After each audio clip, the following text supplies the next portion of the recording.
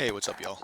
Okay, so this is the SPX chart with the SPX fair value bands indicator with the upper and lower bands shown. Some of y'all are familiar with this. And I've gotten some questions around how do you actually make, the fair value based on which is based on net liquidity. Actually, let me turn on fair value. So I'll actually turn off the upper and lower bands, and I'll just leave fair value. So this is in particular the question I've gotten is say, hey, how do you come up with a fair value line based on net liquidity for some arbitrary um, chart? So let's talk about that here. So let's give an example here. Let's say you wanted to come up with a fair value line for the triple Q. Actually, I just published one for that, which is shown right here, and it's available on TradingView. But I'm going to show you how to make one basically from scratch. And so you could pick an arbitrary chart that you felt is somewhat correlated to net liquidity, and then you can make your own fair value line and these bands and all that. So let's go ahead and do that. So the first thing is just to make things easier on yourself, you probably want to start with the existing indicator for SPX fair value bands, and it's pretty straightforward to do. Just come up to the once you've loaded the indicator, just basically click on these curly braces. The tooltip right there tells you it's source code. So you click on that, and then you want to go to let's see here, save as. And we're going to call it, instead of SPX fair value bands, we'll call it triple Q fair value bands. And it'll say buy your username copy. And that's fine for now. So we'll do save on that. And you can see before it was read only, and now it is, you can edit it, right? And we're at version 1. If you hover here, you can see there's the new name of our indicator. So this is for triple Q, right? So let's hide the existing SPX fair value bands. Let's switch over to the triple Q chart. Here we are. And what else do we want to do? Actually, let's do this. Before we add it to the chart, let's come down here and change the name in the source code, because this is what's going to come up as the name on this list here. So let's do that. Let me see, what else do I want to do? We'll do that. We'll save it. All right, so after you save it, just do add to chart, and you'll see the three lines show up here. The chart is actually down here because it's all out of whack because it's using constants that are for SPX. So this is exactly where we want to be at this point. And to make this a little more easier, maybe a little to kind of view the chart, let's try to do change this to open a new window. So it's going to open up a separate window just for that. So that way we have kind of the full screen for the chart. So we can look at that. And what else do I want to do? I'll bring the code over here. Let's see, what do we want to do? Okay, the first thing you want to do is if you look at the way the code is written, line A is the upper band, line B is the lower band, and FV is the fair value. So right now, let's comment out these lines, and let's just start with the fair value line, okay? So if I hit save, Control S, right, you can see there the two bands have disappeared, and now we just have the fair value line, because we want to fit that as close as possible to the chart of triple Q, which as I mentioned is down here. It's currently all scrunched, right? So okay, there we go. So we've simplified everything there a little bit. The other thing we want to do is, okay, these two constants, the 1.1 and the minus 1625, those are for SPX. So you want to take those out just to start from scratch. And so what do you have right now? You basically have the net liquidity formula, which is right here. That's very straightforward. Fed balance sheet minus TGA minus RRP. And then we have we're dividing by 1,000 a few times just to scale it down to something that's closer to our chart. If you put in another 1,000 there, it gets way too small even for triple Q. So that's a good baseline right there. Okay, so if you recall, the original formula has, before we remove the constants, there's two constants. There's this one that we either multiply or divide by, and then there's another one that's like that, I guess you could call that the scaling factor, and then there's another one where we subtract, 1625, and that's more of the translation factor. It's shifting the line up and down. So for now, what we want to do is we want to start with the translation factor, and if you just look at the chart here, you can see fair values currently in like between 5600 and 6000, and the chart is down the 293. So you can just start throwing in numbers here like minus 5000. Let me see, like that. Okay, so that that's getting us closer to the chart there. Let's bring it down a little more. Let's see, 5500. Okay, so now we're getting a little warmer there. Okay, so let's lower it a little more. Maybe let's see, try 5600. Let me see.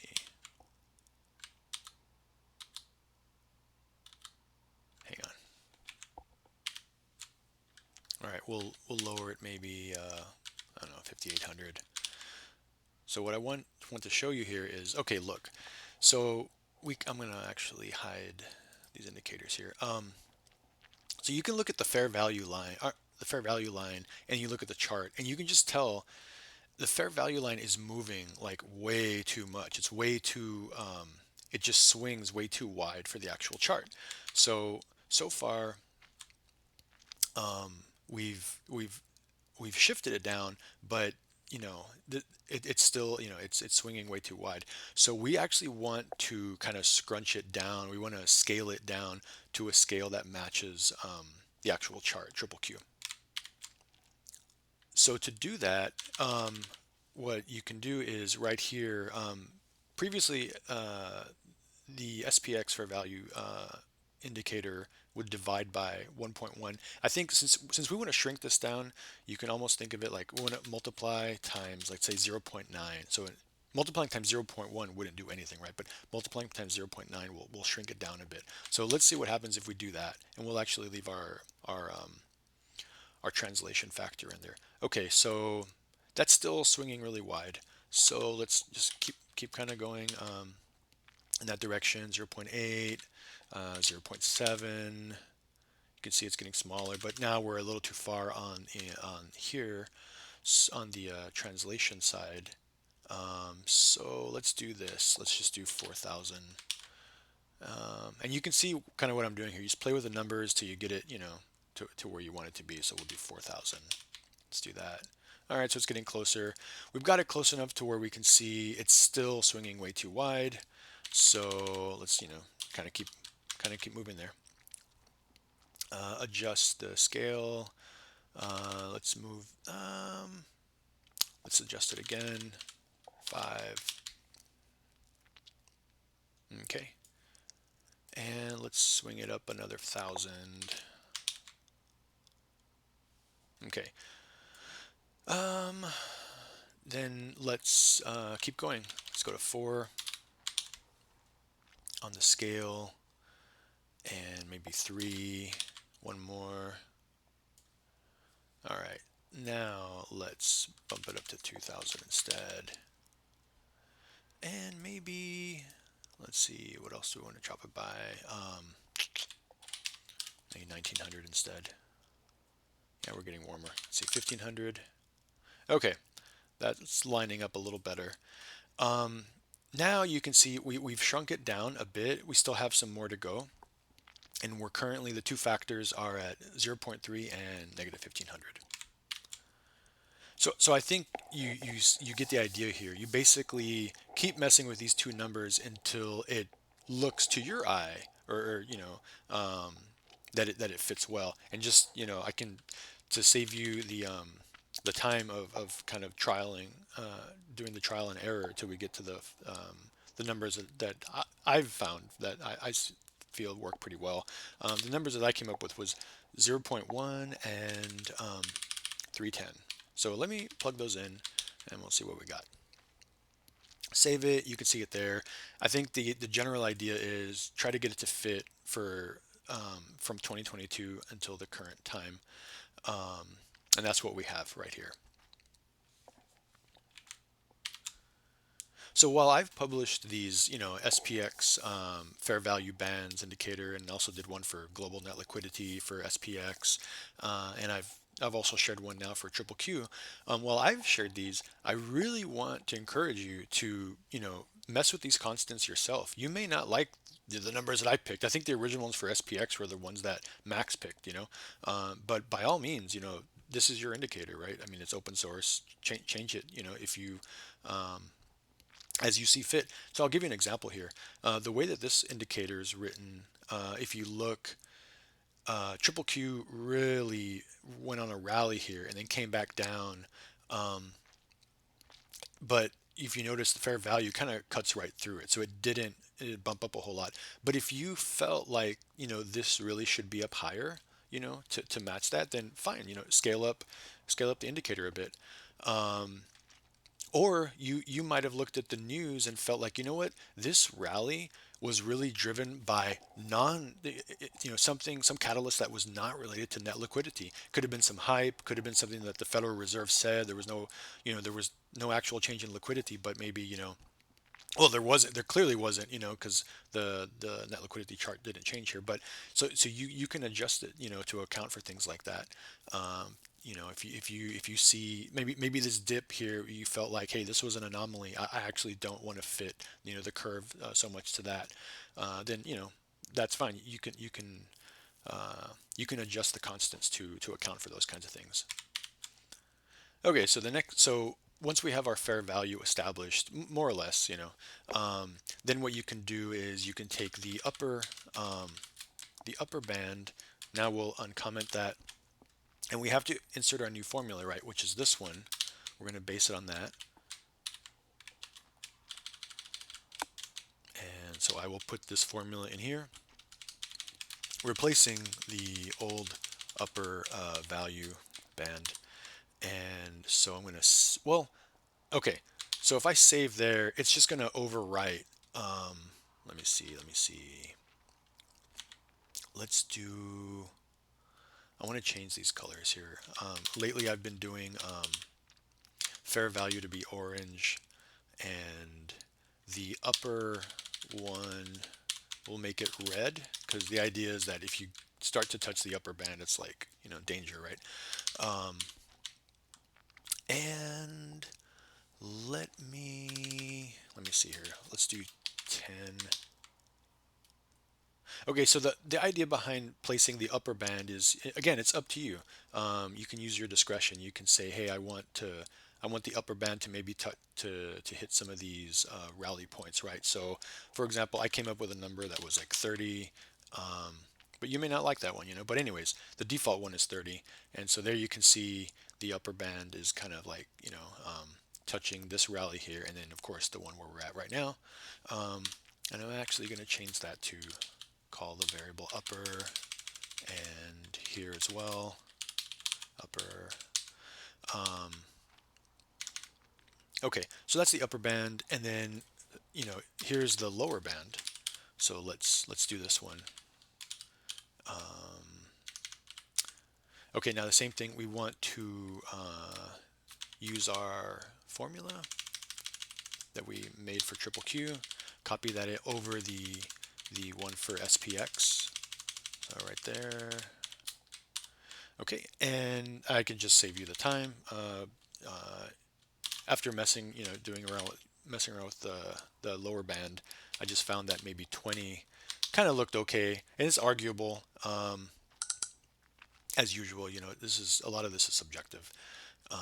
But so there we have it. What else do I want to change? Okay, so I guess the other thing I'm going to do is change the variable name to lower, right here and right there. And I think the other thing I'll do is I'm going to make the lower band green, because the idea there is that, hey, if it gets down to that level, it means it's probably oversold. It's a level where you may want to consider buying. Of course, never use this as your sole indicator. or buy signal or sell signal. You want to make sure that it's in alignment with everything else that the macro environment is telling you, and other things. And like there's a lot of people that don't even believe in the net liquidity model or aren't fans of it. So please keep that in mind. So the other thing, so okay, we've got all our colors set up. I'm going to move all the plots together at the end just to kind of line things up a little bit like that. So that, there we go, there's that. And since fair value is in the middle, actually going to put that here in the middle. And there we go. So that's very, very nice. We've got our entire indicator in 13 lines of code, and that's including a few comments up above here. And let's see.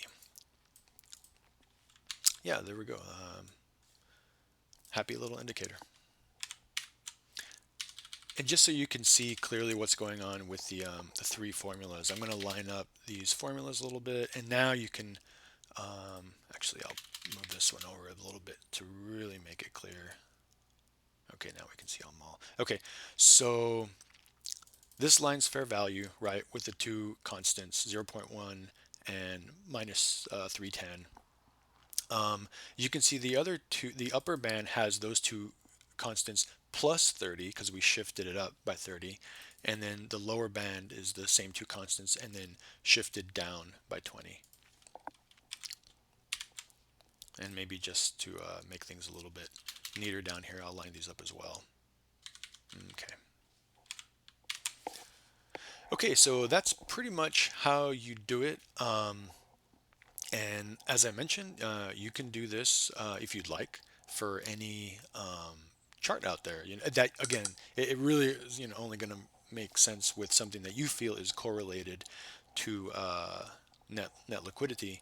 Um, and all you're really doing here is a lot of people you'll see a lot of people on Twitter who will gosh, you'll see a lot of charts on Twitter where somebody will display some kind of chart, whatever it is, and then they'll display net liquidity separately or even just overlaid. And the idea behind this is you're just making it a little more convenient to see how your chart is moving in relation to net liquidity. There's no magic here. As you can see, all you're doing is taking the net liquidity chart, uh, scaling it, and then translating it, right?